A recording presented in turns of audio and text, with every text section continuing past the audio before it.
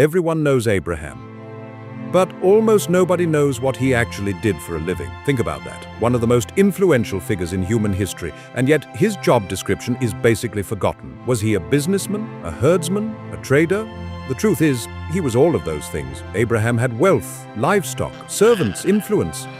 At one point, he had hundreds of trained men under his authority. That's not a small family, that's an operation. By today's standards, Abraham was running something close to a mobile enterprise. He managed resources, he made strategic decisions, he negotiated deals. So why is none of that what he's known for? Why isn't Abraham remembered as a successful entrepreneur?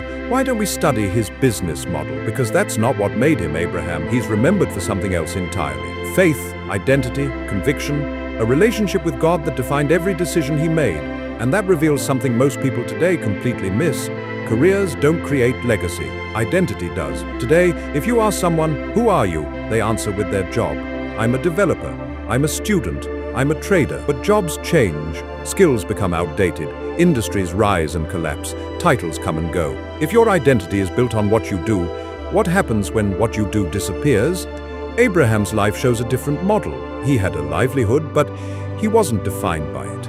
His decisions weren't driven by trends. They were driven by who he was.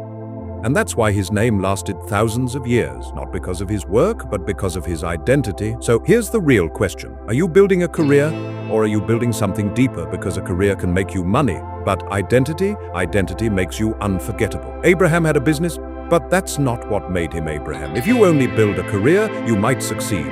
But if you build an identity, you become impossible to ignore. As you ponder on these things, like, share, and subscribe.